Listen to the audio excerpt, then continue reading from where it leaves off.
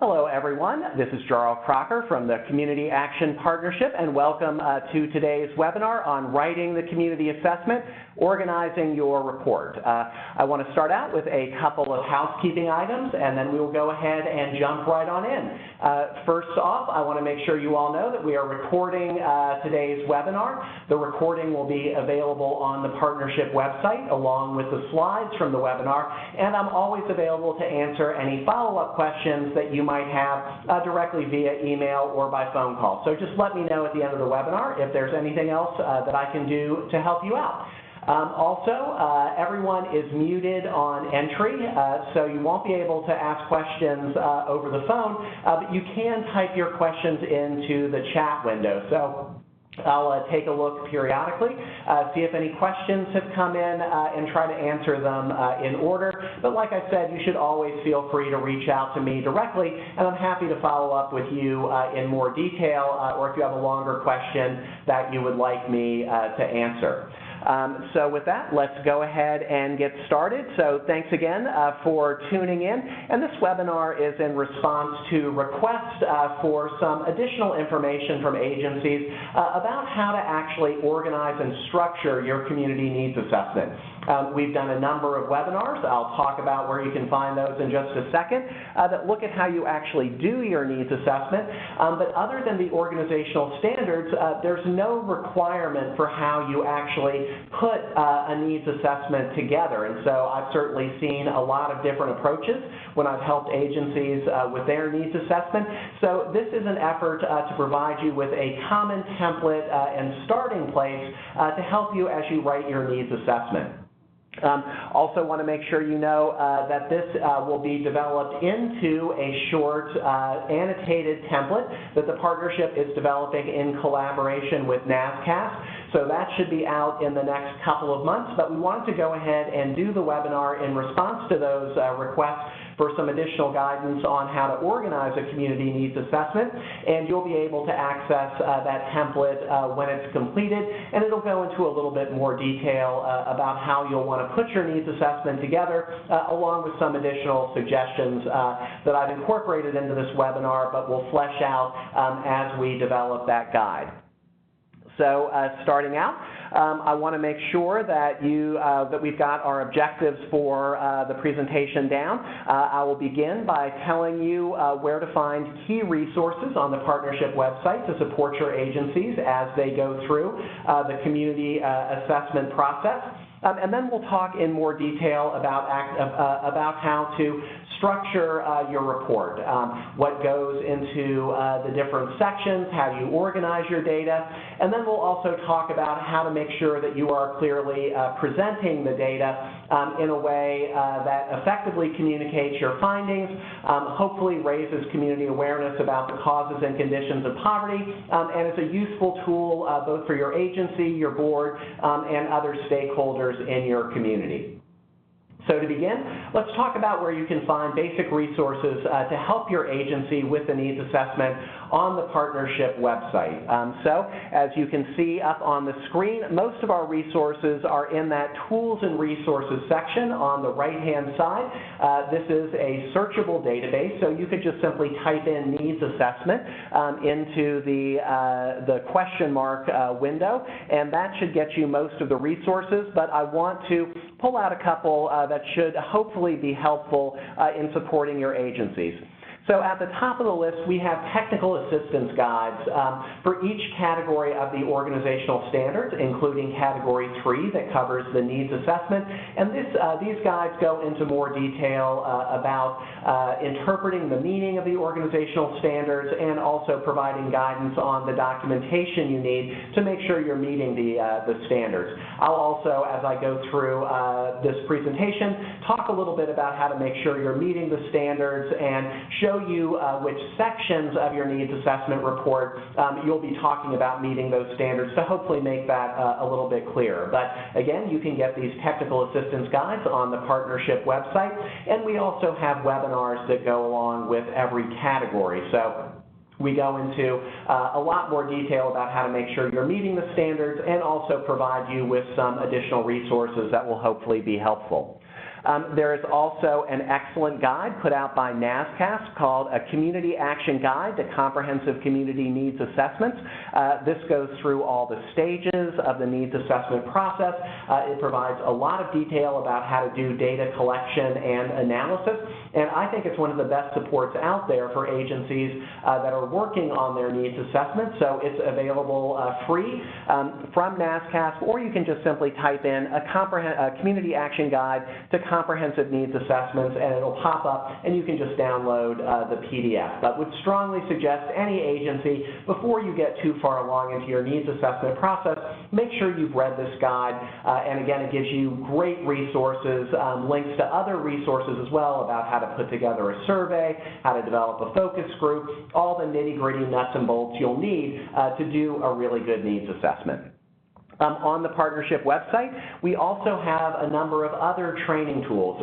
We've really been trying to support our Roma trainers and implementers and provide them with some additional resources to help their agencies. So one of the things you can find on the partnership website is a guide and video series designed for our Roma trainers and implementers to help them prepare their agencies to do a needs assessment process. So we would recommend that, again, before you fully start your needs assessment process, that you turn to your Roma trainer or implementer and potentially have them go through a half-day or a full-day training using these resources to build your agency capacity. We go through the stages of the needs assessment, talk about staff roles, and what the agency can do to really make the best needs assessment possible. So your Roma trainer and implementer should be your best internal consultant, and we're really trying to make sure that our trainers and implementers have those additional resources to help their agencies to be that internal consultant to really build their capacity on the needs assessment or all other agency processes that are related to Roma. So we would encourage you to check those resources out, make sure you're familiar with them, and again, before you start your needs assessment process, consider having your Roma trainer or implementer do that half-day or full-day training, and that really helps build the capacity of your agency to fully go through the process. We also have our online tool. This is what you probably heard of as our Community Commons site, but it's been rebranded. There was a change organizationally within the organizations that we work with, and it's now called our CARES Engagement Network website, but it's that old Community Commons website that gives you access to 10,000 different databases on basically almost all quantitative information that you'd want to include in your needs assessment. So you can access that through our Tools and Resources section, and then just follow the links to our online tools. That will take you to our CARES Community Needs Assessment page, and you can follow that link directly to the Engagement Network. And what that allows you to do is access all of the resources on the Engagement Network website. It provides you with statistics that are related to poverty in areas like housing, unemployment, transportation, food security, and we have organized those databases into some commonly researched areas that agencies use in their needs assessment. So we're not going to get into too much detail on how to use the site, but if you haven't taken a look at that recently or you haven't gone to that website, I would encourage you to take a look at it, because this is really the easiest way to get most of the quantitative data that you're going to need for your needs assessment process. And we also have a number of videos on the partnership website that go into much more detail about how to use the CARES Engagement Network and how to use some of those resources. So up on the screen is just a shot of what you can access through that website. Again, it gives you statistics and quantitative data broken out into a number of different ways, and I think one of the most powerful tools available through the website is its mapping function. So many of the databases have translated the data into maps where you can often go down to the census tract and zip code level to figure out where the people who have the different needs you're looking for live within your service area. And having that geographic data is crucially important because it can highlight issues of access to those services and show you where the people who need the support of your agency live in your service area. So If you haven't been to the Engagement Network website, take a look at it. If you haven't been recently, refresh your memory, but this is one of the best resources that I think is out there for helping agencies make sure they have high-quality, recent quantitative data for their needs assessment. So with that, let me take a quick pause, see if any questions have come in.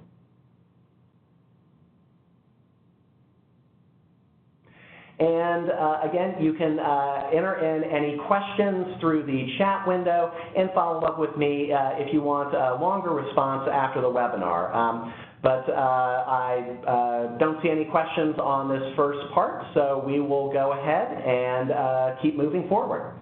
All right, so at the very beginning, I want to start out big picture and remind folks that when you're writing your needs assessment, you need to keep a number of audiences in mind. So, of course, there are your internal stakeholders. You want to make sure that your needs assessment document is usable by agency staff, and, of course, your board. And I really want to stress the fact that your board should be familiar with your needs assessment findings, and part of making sure that they're familiar with them is structuring your needs assessment in a way that's usable and presents information in a way that's clear, concise, and gets the meaning across quickly to your board. Most needs assessments are longer documents, so one of the things I'll talk about is how to front load your needs assessment so you're getting that important information out there as early in the report as possible.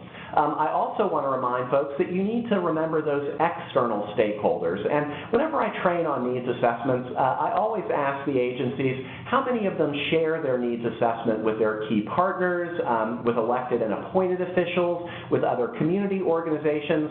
And I've got to say, not as many hands go up as I would hope when I ask that question. So I want to remind folks that ideally you should be sharing your needs assessment broadly with a wide variety of audiences. And so one of the the logics behind how I'm going to suggest you structure your needs assessment is based on that idea that you'll be taking sections of your needs assessment and sending it out to different stakeholders. So you really want a needs assessment that's accessible, that you can break up into different pieces, because you're going to want to be presenting your needs assessment, either in an in-person presentation or through mailings or through webinars or other means of getting the word out, because your needs assessment is really one of the best tools and resources out there for making sure you're talking about both the prevalence of poverty in your community, but also what your agency does and the Community Action Network. It's a great marketing and branding opportunity for our agencies. It's a great way to make sure that issues related to poverty are on the public radar screen, and it's a great way to build consensus on your advocacy, policy, or systems change agendas, and I'll talk a little bit more about how you should incorporate those into your needs assessment. But for me, bottom line, you need to be thinking about both your internal and your external audiences, and before you even start writing, think about how you're going to communicate the results to that broader network of stakeholders you work with. You should not just be keeping the needs assessment internal to your agency. You should really be using it to get the word out, to market community action, make sure people are aware of your work, and make sure your community knows about the causes and conditions of poverty. So we'll talk in a little bit more detail about how you can break up the sections of your needs assessment, what you might want to communicate to those other stakeholders, but always start out the writing of your needs assessment with that in mind. So, with that said, let's start out with the big picture. What you see on the screen is our suggestions from the partnership about how you structure your needs assessment. So I want to begin with a very important caveat that this is not required. I will talk about the organizational standards and how to make sure your agency is meeting the organizational standards, but this template, the suggestion for how you structure your sections is really if you're doing the ideal needs assessment. So for example, you see that I suggest that all of the domains that you include in your needs assessment, be about 8 to 10 pages long. Now, if you have 8 domains in there, just that section of the needs assessment could be 80 pages. And you might say, I'm at a smaller agency. Typically, our needs assessments are much shorter. We just simply don't have the staff time and resources to do a 100-page document. Our needs assessment is usually, maybe 15 or 20 pages long, and it doesn't have this much information. So I just want to stress that's perfectly okay. What I'm talking about is a template for you to adapt as you see fit. Hopefully you'll be able to pull some ideas from what we talk about this afternoon into your needs assessment, but this is not a required format. This is just what you would do if you're doing, the ideal needs assessment.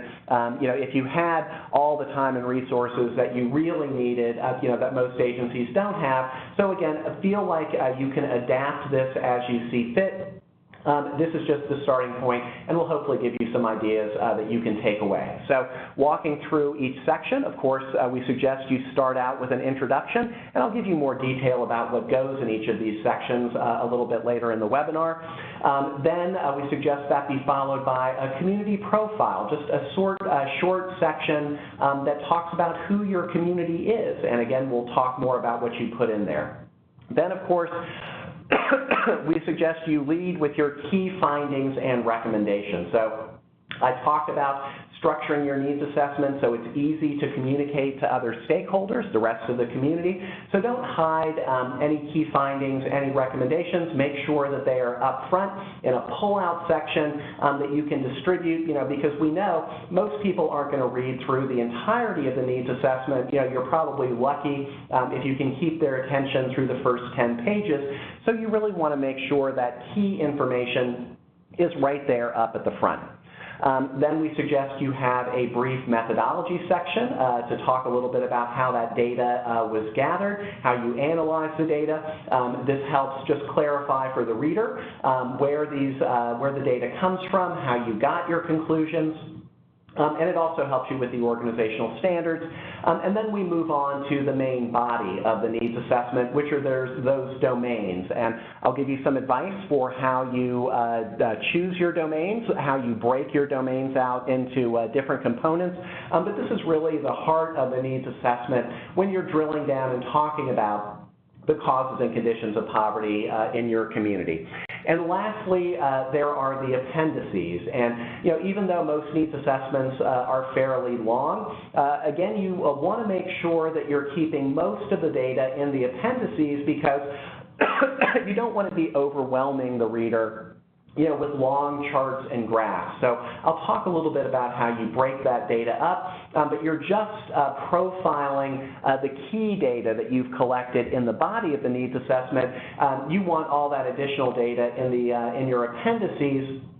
So it's just easier for the reader. It's there as a reference, but you're not just having chart after chart, page after page of data, because that just really clogs things up. So again, we'll talk about what you put in each of these sections, but one of the things that I sometimes see in needs assessments is just lots of numbers, lots of charts. So just a reminder that you're pulling out the key information for the body of your needs assessment, and most of that data is going to go in the appendix as reference material.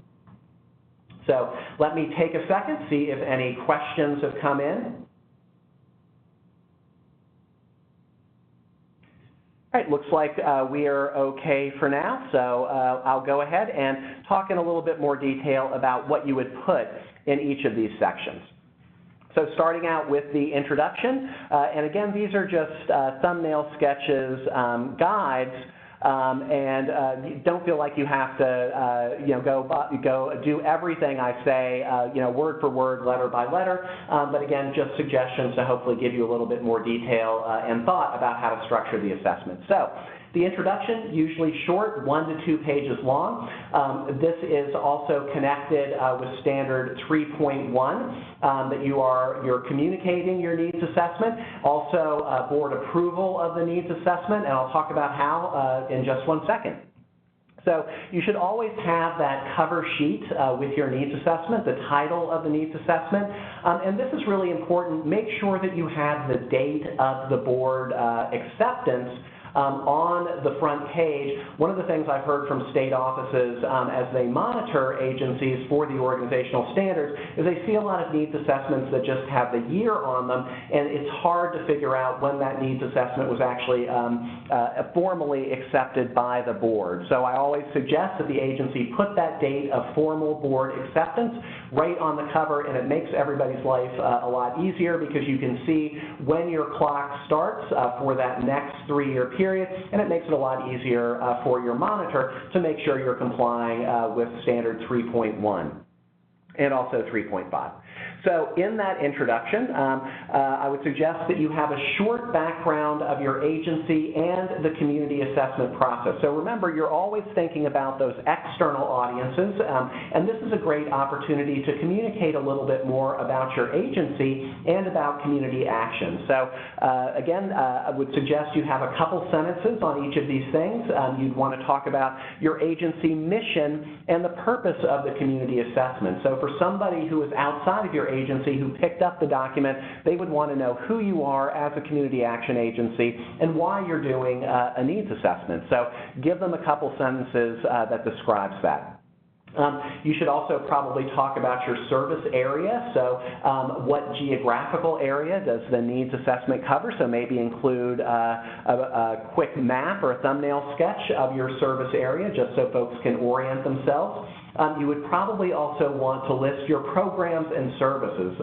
If you're an agency that has a couple dozen services, maybe you don't include them all. Maybe you roll those up into the primary categories of services. But remember, this is your calling card as a community action agency, and it's a great way to make sure folks know what you're doing out there in the community, both to raise the profile of your agency, but also to let folks know what services are available. So take this opportunity to get that information out there. I would also suggest you have just a brief description of your board. I think it's helpful to remind folks that community action agencies are governed by tripartite boards that are the voice of the community, that the community has a say in the design and delivery of the programs and services your agency provides. So again, this is just a good marketing tool and a way to really reinforce the fact that community action agencies are responsive to the voice of the community. And then you should probably have something briefly about community action and the Community Action Network. So let the reader know that you are part of an 1,100-strong agency network of community action agencies across the country that have been fighting poverty since 1964. You might do something like put in a link to the partnership's recent impact report that's available on the partnership's website if folks want more information about the impact of community action across the country, but always look for those opportunities to get the word out about who you are and leverage things like your needs assessment to raise your profile, let folks know who community action is, what it does in the community, and the good impact you have for the folks that you serve. And then finally, don't forget your acknowledgments and thank yous to your key partner. This is polite, but it's also a way to let folks, the reader, know that you're connected with other sectors of the community, that you engage with those other stakeholders, and really shows the reach of community action. So hopefully that's fairly straightforward. Again, just 1 to 2 pages, so don't feel like you have to go overboard. But think about this as sort of your calling card, what the very first thing somebody who reads this document is going to see, so it should have some basic information about who you are as a community action agency. So I'll stop and see if there are any additional questions that have come in. We have a question, is there an example of a completed needs assessment that we could see? So we are putting the finishing touches on a section of the partnership website that will be a collection of resources around the needs assessment process. I believe we already have a couple of examples up on that part of our website. from other agencies that have done needs assessments. We also did a peer-to-peer webinar series on needs assessment that highlighted what a couple of agencies in our network have done. So you can listen to that webinar down, I believe, as part of the downloadable resources for that. We have copies of those needs assessments. And if you have any trouble finding those, just shoot me an email, and I'll make sure to connect you with that resource. If you also have access to the Virtual CAP website, Virtual CAP keeps a collection of needs assessments from other agencies, so that's another place to get examples of needs assessments. And the partnership is continuing to collect examples of needs assessments, so if you really think your agency did a best in show needs assessment, one that you would really like to be held up to the rest of the Community Action Network as an example of a good needs assessment, please, by all means, send that to me at the partnership, and we can feature that on our webpage. All right, so let's move on to the next section. So next, I would suggest that you include a brief community profile. So, most of you in high school or college probably did a short report on another country where you sort of gave the rundown, the basic information, who lives there, what are their major industries, brief history. So you want to do the same for your service area. So this is really the travel guide narrative description of where you serve. And this also connects with Organizational Standard 3.2 because this is where you're going to start presenting some basic big picture data on who your customers are and who lives in your service area. So what I would suggest is you lead in the community profile after you've talked about, this is your service area, this is where you provide your programs and services. Start out with general and poverty-related demographics. So for your service area as a whole, you would want to say what the total population is and how does that break out by age, gender, and race or ethnicity. So the basic demographics of who lives in your service area. Right after that, I would suggest that you include those poverty-related figures also for sort of the big picture. So of folks who, your customers, your families, your communities with low incomes, what is the demographic makeup? So who broadly potentially needs the kinds of services that you provide? So you would do it in exactly the same structure. So what are the numbers of people who are in poverty in your service area by age, gender, and race or ethnicity. So that way you're leading with the big picture. It gives folks a sense of who lives in your service area, and it also helps make sure you're meeting that standard 3.2 that requires you to have that demographic poverty-related information in your needs assessment. I would also include any notable demographic characteristics and trends, so anything that jumps out at you. Maybe your service area is aging more rapidly than the rest of the state, so you might want to mention a trend like that. Conversely, maybe you've got a growing number of young families in your service area, and that's something that really stands out because that's going to affect the type of services that you're providing as an agency. So you would include any of those sort of big picture notable findings in terms of the broader demographic makeup of your service area. You would also want a description of your local economy. So you might provide some very, very basic data about, the unemployment rate, any economic trends that you think really are important to highlight at the very beginning. So, for example, if you've had a major employer that's moved out or one that's come in, you would probably want to mention that. And you would want to talk about sort of the major industries and major employers in your service area. So are you more of a high-tech area? Is your economy grounded more in manufacturing? Is it more tourism and retail? So what does that big picture look like for your service area? And then finally, any other notable features, anything of note that you would want to report. So again, that's just 2 or 3 pages. It's an orientation for the reader of where you're providing the services.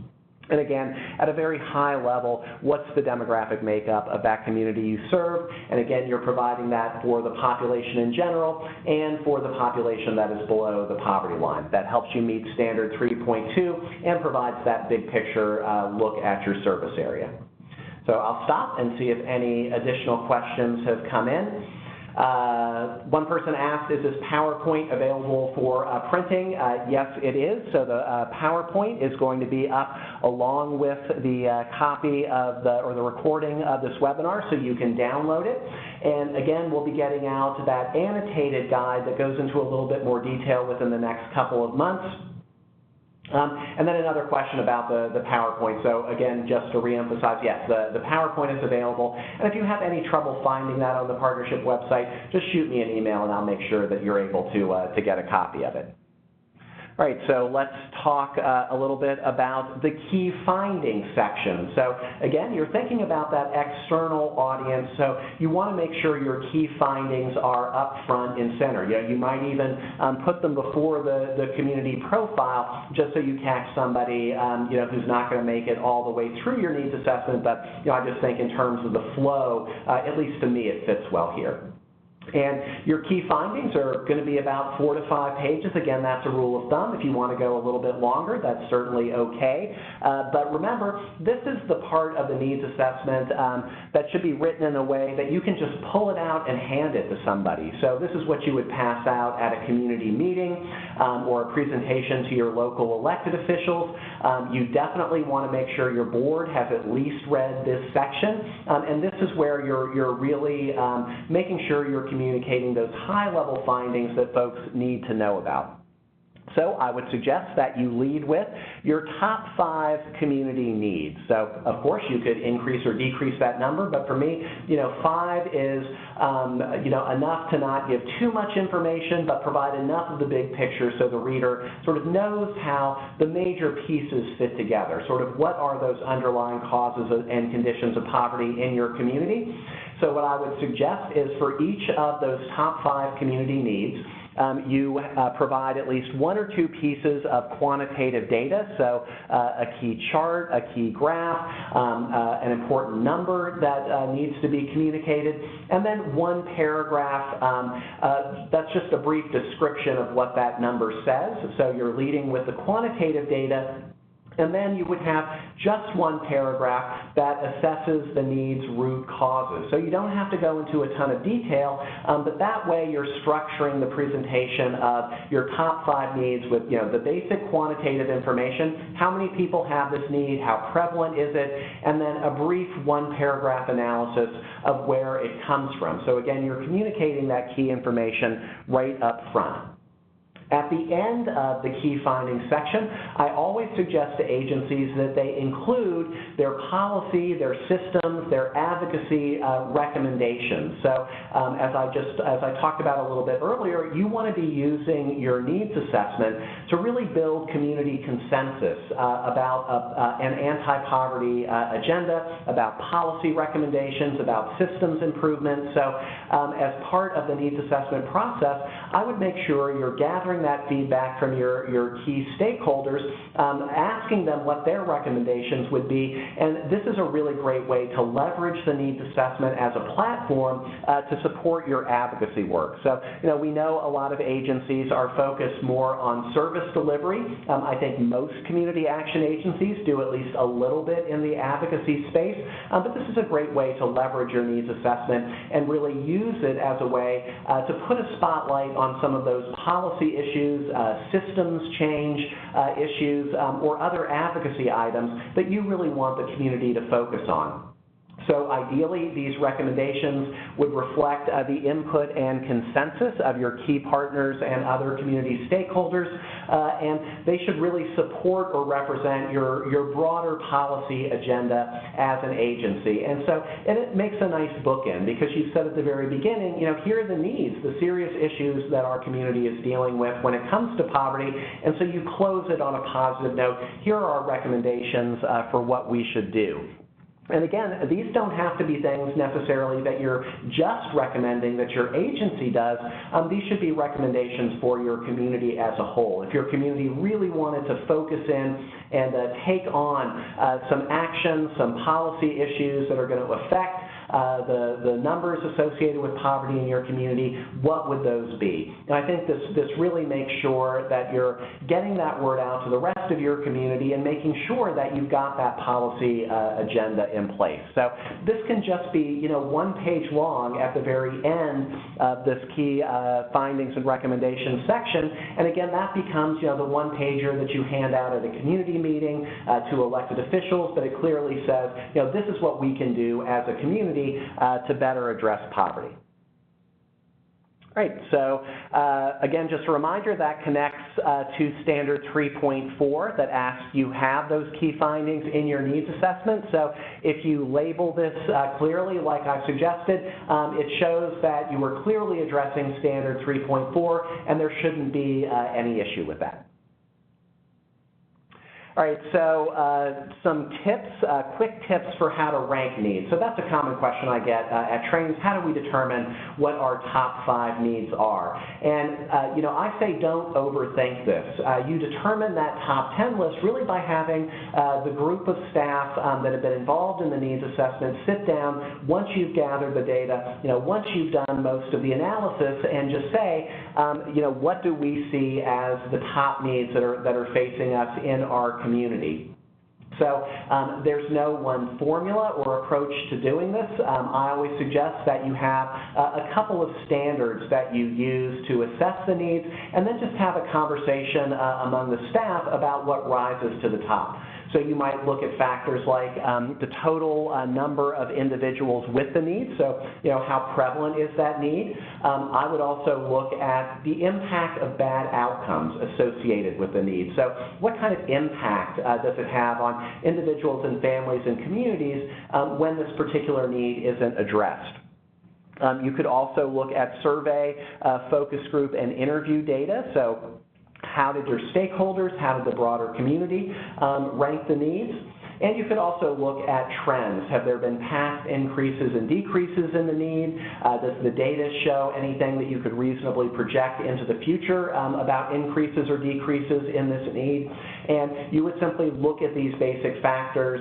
You could just give a very simple, rank order number system, see what those numbers add up to, have a conversation, and then come up with your top 5 needs. Don't overcomplicate it. It should be a fairly straightforward process.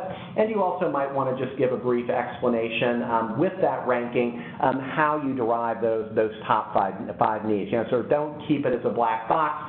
Provide a paragraph description of how you decided as a community action agency that those are the top 5 needs. So just some very simple suggestions about how you would go about that process. All right, next I suggest that you have a methodology section. So nothing too elaborate, just 2 or 3 pages that talks about how you collected and analyzed the data. And so this is related to standards 3.1, 3.2, and 3.3. Related to 3.1 because I suggest you talk about how you're going to disseminate the data and disseminate the needs assessment, and that's a requirement of standard 3.1.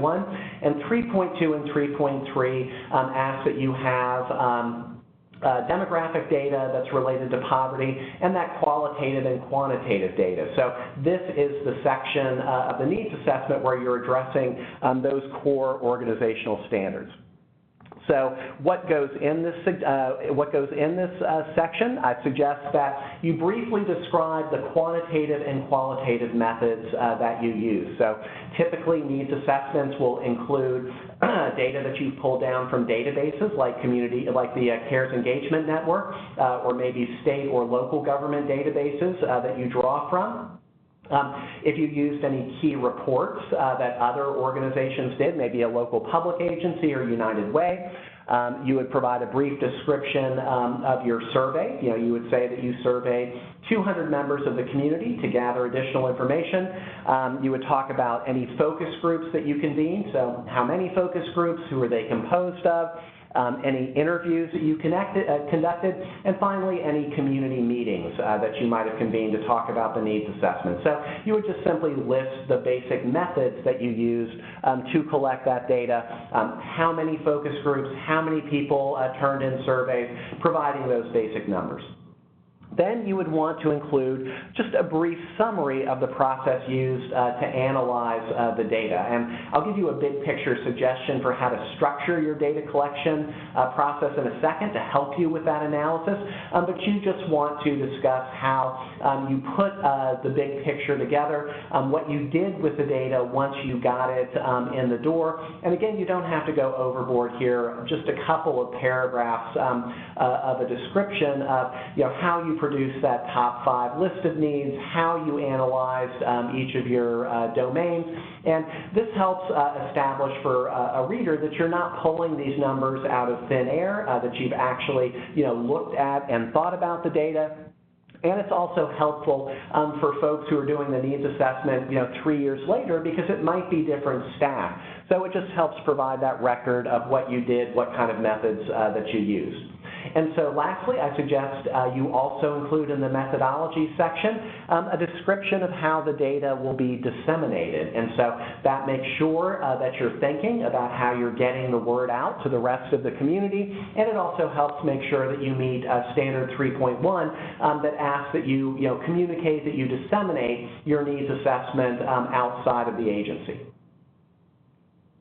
So let me stop and see if I have any questions that have come through. There is one question: is this equivalent to an executive summary? So I would assume sort of that's the both maybe about the introduction and the key findings section.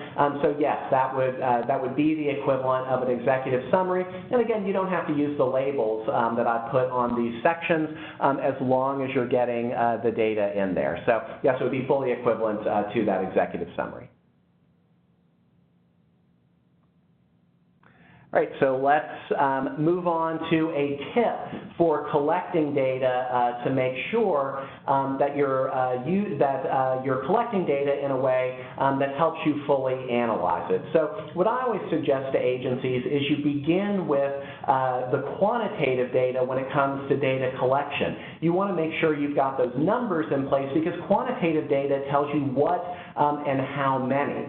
So you would establish sort of that basic foundation of knowledge, and then you move into the qualitative data collection process, because the qualitative data helps answer the why question. So, if the quantitative data shows that you have a high unemployment rate in your community, that's not enough to know. You need to know what the story is behind that number, and you typically find that from your qualitative data.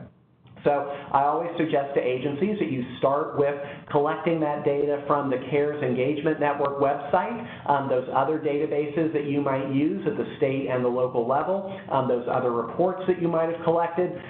Then you move on to your community survey, because that's a mixed method approach. You're collecting both quantitative and qualitative data from your community, and this is typically where you would ask folks to rank the needs and talk about or identify what needs that they have. And having that quantitative data first gives you a much better sense of where to focus in when you're asking those survey questions, because you already have at least an initial sense of what the numbers are telling you about the prevalence of poverty-related issues in your community. Then you would move on to your focus groups, and I suggest that agencies pull together focus groups of both their customers or potential customers and also other service providers, because those are going to give you two different perspectives on the issues that you'll be looking at in your needs assessment, but it helps you take a deeper dive and really ask, what are the stories behind the numbers? So if you see a high rate of issues with access to safe and affordable housing, you could really drill down into the focus group with providers and customers to talk about what's the story behind that. Where does that need come from? Is it an issue of how housing is geographically distributed in your community? Is it simply a matter of price? Is it about the number of available housing units? Is it potentially about things like housing discrimination? So your focus group really does some of that analysis for you and lets you dig into those numbers. Next, I would suggest that you move on to the interviews and conduct conduct interviews with experts in your service area, and that really lets you sort of get that final opinion. You've already collected the quantitative data, you've done your surveys, you've done your focus groups, so you can really use that interview to help talk to that expert about the numbers that you found, the initial analysis that's been going on maybe in the focus group, and really get that expert's opinion about what they see in the numbers. And so you're increasing sort of the focus of your analysis as you go through each method. And so the interviews with those experts, really lets you take a look at the big picture, allows you to ask in much more detail to the expert, what the data says to them, and really helps you put that big picture together, before you even sit down as an agency and sort of do that final analysis of the data. So if you follow this sequence when you're collecting your data, it really helps you do that analysis as you go along. So that takes some of the burden off the agency, and it really makes sure that you're getting perspectives from different stakeholders, from your customers, from other service providers, from those community experts, so you can really have a comprehensive needs assessment. And then at the end, you could convene a community forum to present that initial data that you've collected, get that community feedback, maybe ask the community where they see the priorities are, but that also helps you spread the word and uses that community forum to sort of get you that final perspective before you write and release your needs assessment. So I'm going to stop and see what questions have come in.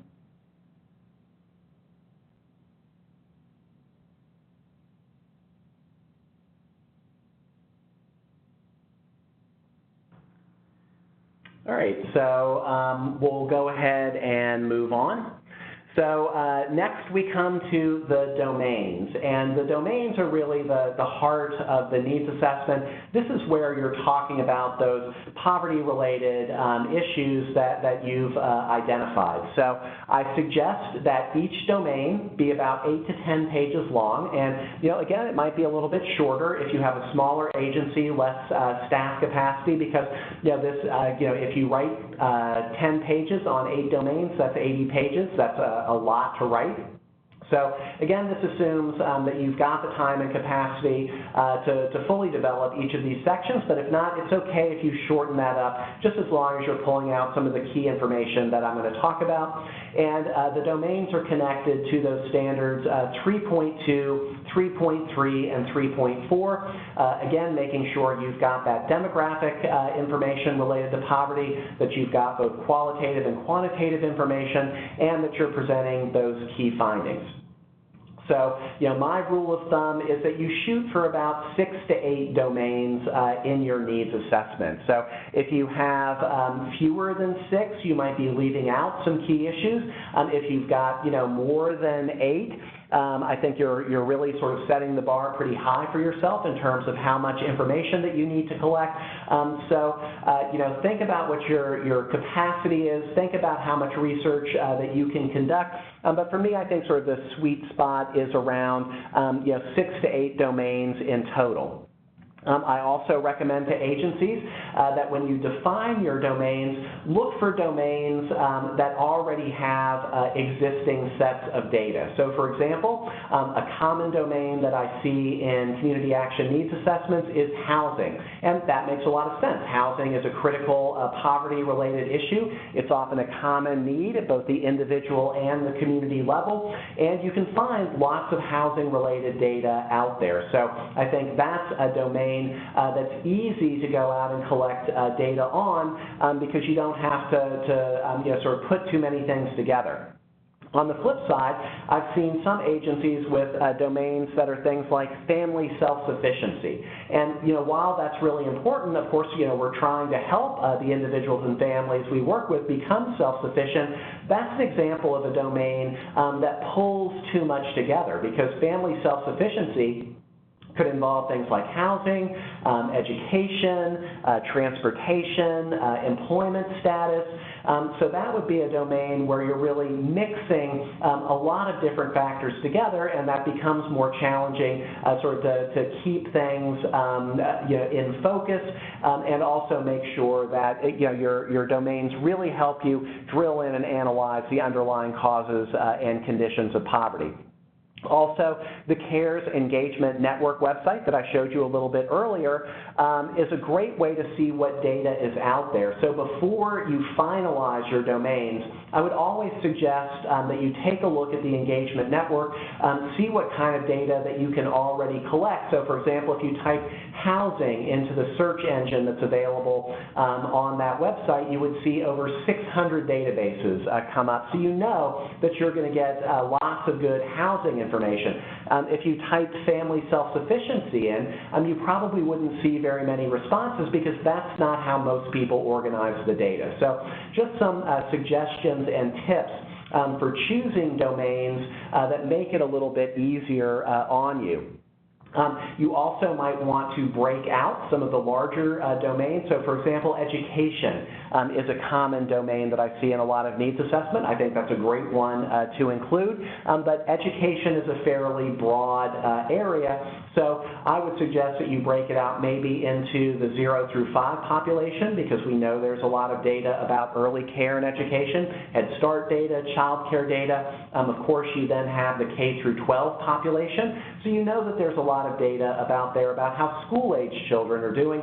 And then, of course, you want to have a section on the adult population, those who are 18 and older, because a lot of our agencies do adult education, and there's certainly lots of need for college, community college, certification programs, other job training programs, and so you would probably want to break out that domain into those 3 larger buckets, because that will help you with your analysis. So again, just some suggestions and some tips with how you might work with structuring your domain. So again, these are just rules of thumb, not set in stone, but I think that helps you create a section of domains that really lets you break out those key issues and drill down into them. So what goes into each of those sections on your domains?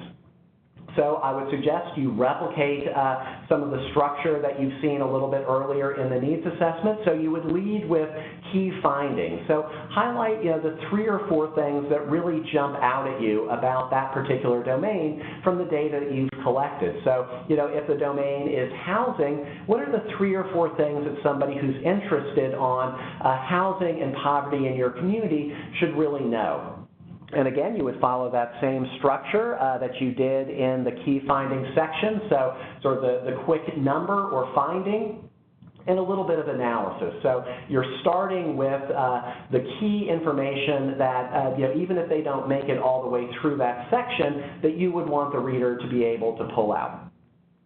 Next, you would want a section that talks about the conditions related to this domain. So we talk about the conditions and causes of poverty. That's also in the needs assessment organizational standards. And the conditions of poverty or the conditions related to your domains are probably going to be more of your quantitative data. So if you have it, I would strongly encourage you to include that basic demographic data. So you would want to know who in your community has that particular need, looking at things like age, gender, and race or ethnicity, again, if it's available sort of down at that level. And I think in most cases you can probably find that community or the CARES Engagement Network will often break out the data available according to these demographic categories, and that helps you answer that all-important Roma question, who has this need? Who is your customer? So the more specific you can get here, the better. And you want to know, who needs housing in your community? Is it mostly your seniors? Is it young families who need access to housing? Is it maybe your veteran population, or some combination of all 3 of those groups? I also suggest that you use the maps that are available. I showed you a quick picture of one in the CARES Engagement Network website because it helps show geographically where that need is located in your service area. So a map is a powerful communication tool because it can show people, again, where that need is physically located. And if you have it, again, any trended data over time. You want to know whether this need is increasing, decreasing, or staying the same, and if there are any projections that you can reasonably make. So that basic kind of quantitative data would be what you would then proceed to, because it helps you identify who your customer is and that basic information about the condition related to that particular need, that particular domain. Next, you would move on to the causes. So where does the need or the needs that you find in this domain come from? And that's probably drawn more from your qualitative data. And so this is where you really do the assessment of the need. And one of the mistakes that I see agencies make in their needs assessment is they just include the quantitative data. They do a great job of collecting charts and stats and graphs, but there's very little analysis. So you want to make sure that there's at least, a page or two where you talk about where the need comes from. So a couple of things to remember here. You want to make sure you're using good ROMA, principles and practices, our results-oriented management and accountability framework. So you want to talk about the level of the need. So what's the need at the individual and family level? What's the need at the community level? And what's the need at the agency level? And this is going to help you as you move into the strategic planning process, because doing this analysis helps you do better strategic planning, because you'll have analyzed where that need comes from, and you can do I think, a much more comprehensive, thoughtful job when it comes to identifying the strategies that you're going to pursue as an agency to address that need. I'd also suggest that you include any systems or policy issues related to the needs and the domains that you've identified. Are there policy challenges that your community might need to address? Or are there systems issues? Maybe categorical requirements are making it difficult to provide more comprehensive services, or maybe they're creating gaps in services. So you would want to make sure that you talk about those issues in this section. And then you would want to list any key resources. So I really want to stress that you're not just doing a needs assessment, you're doing a community assessment that looks at both needs and assets. So within each domain, you want to include any key assets that you could potentially leverage as a community action agency or that could help address that need. So, for example, in your health domain, if there's a large nonprofit hospital system in your service area, you would want to talk a little bit about that as a potential resource that you could connect to help your customers meet health-related needs. And then finally, I suggest, much in the way you ended your key findings section with those policy recommendations, that you do the same for your agency, that you talk about what kind of considerations based on the data that you've collected and the analysis that you've done your agency should take into account, because you want to make sure that the needs assessment is a usable document, that you're actually using it as you move forward into your strategic planning process and as you think about how to actually use the data that you've collected to manage your programs and services. So, for example, if you're talking about education and the data shows that you've got a younger community and there are going to be a significant number of new kids who are going to need access to early care and education, those K through 12 age services, one of your recommendations to your agency might be we should potentially consider shifting some resources to ramp up what we can offer this population, because demographically we see the numbers increasing and there are going to be greater needs in this population over the next 3 to 5 years. So make sure you're making those recommendations to your agency. That also helps your board think about what kind of strategic guidance that they should give your agency, and it makes it a much more usable document. So next, I just included some bonus slides about the kind of data that you would want to collect and the analysis that you would want to do. I'm not going to go into too much detail because I want to get to the last couple of slides and wrap that up, but you can get these slides in the webinar series we did on the needs assessment process. They are discussed on the third webinar, Collecting and Analyzing Your Data, and we go into a lot more detail about how you would do that analysis. So again, we're focused more on structuring your needs assessment, but just wanted to make sure that you knew about that resource out there. You can download these slides both from today's webinar, but you can also get copies of the slides that you're seeing up on the screen from that third webinar that we did on collecting and analyzing your needs assessment data. So in the last couple of minutes, I want to talk about the appendices in your needs assessment and communicating your data. So in your appendices, this is where you're putting all that extra data that didn't make it into the report itself. So it's great reference material, and it's a good way, again, to sort of show all the data that's potentially out there, but not clutter up the main body of your report. So I always suggest that agencies start the appendix with a quick organizational standards checklist. And all this is a list of the 5 Category 3 organizational standards with just a brief paragraph about how your agency has met that particular standard that references different parts of the needs assessment. That way there's no chance of miscommunication. You know, I see sometimes agencies handing their needs assessment to their monitor and saying, we meet all the organizational standards, now you go out and find out how. Don't allow that chance for miscommunication.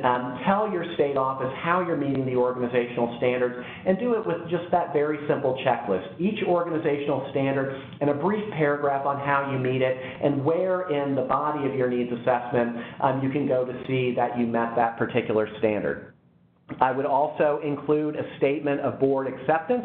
It can either be a copy of the minutes or maybe an official communication from the board chair that the board has reviewed and accepted the needs assessment. Again, that helps you meet organizational standard 5.1, and it also shows the reader, you know, that your board has signed off on the needs assessment. Then I would organize the appendices by domain and put in that additional data that you don't want to include up front, but you still think is an important reference source. So that way you declutter your report, so you're only including the most important charts, graphs, maps, other forms of quantitative data in the main body of the report. So that's a great way to make sure that the report is more readable, but you still have that record of that additional data that you've collected. Lastly, I want to leave you with some ideas for sharing your needs assessment. So like I said, make sure you're getting the results out to the rest of the community, and that's why structuring your needs assessment is so important. You want this to be a document that you can use to communicate with other stakeholders. You want to make sure you're raising awareness of poverty in the community, that you've raised awareness of your agency itself. That's why that introduction, I think, is really important. You want to make sure that you use it to build that anti-poverty agenda. That's why you're making recommendations in that key findings section, and you want to use it to fundraise and raise the profile of your agency. And so those are just some of the reasons why you want to make sure that you're disseminating the results of your needs assessment to other folks in your community. So last slide, just some suggestions for how you should break your needs assessment up. I would have a one-pager that's just simply a very high-level description, maybe your top 5 needs, a little bit about the needs assessment itself, just something that you would hand out maybe at a community meeting. If you knew that folks were only going to look for a few seconds at it, what's that key information you would want them to take away? I would strongly encourage you to have a press release, work with your local media to get the results of the needs assessment out there.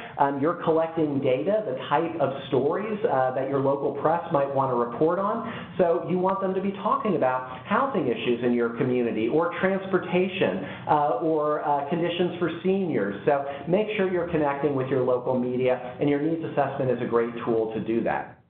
As I mentioned, you want that key findings section, that 4 to 5 pages, that becomes that tear-out section of your needs assessment for those who are going to do a little bit more of a deeper dive where you capture those top 5 needs and your recommendations. You might just have that one-pager on the recommendations that you make because, again, you really want to use your needs assessment to leverage that anti-poverty agenda, that policy and systems change agenda that hopefully that you have as an agency. I would also suggest that you put together a brief webinar or slide deck. You want to take this out on the road, do presentations at community meetings, maybe in front of elected officials. So you want something that's a little bit more visual, a little bit more viewer-friendly than just the hard copy. Infographics are also a great way to use the data that you collect. Your social media folks should be busy for months and months after you finish your needs assessment because they should be tweeting out and posting on your Facebook page and using those other social media outlets, those high-level findings, that important information and data that you want to communicate to your community. So think about how you can translate those findings into user-friendly, visually compelling presentations of the data. And the fourth part of our webinar series on the needs assessment goes into a lot more detail about how you can do that. So take a look at that, and that'll give you more ideas about how to communicate the results of your needs assessment. So hopefully this has been helpful in thinking you how to structure the needs assessment. Again, this webinar and the slides will be available on the partnership website, and look for that annotated template that will be coming out in the next couple of months that will reprise the contents of this webinar, go into a little bit more detail about structuring your needs assessment, and hopefully make sure that you've got good information that raises the profile of your agency, that clearly communicates the causes and conditions of poverty, and make sure that poverty-related issues stays on the radar screen of your community. So thank you very much for tuning in this afternoon. Remember, you can reach me directly at that email address if you have additional questions. And so thank you for tuning in. Hope to see you at our annual conference coming up at the end of August in Chicago. And otherwise, have a great rest of your week. Thank you all very much, folks.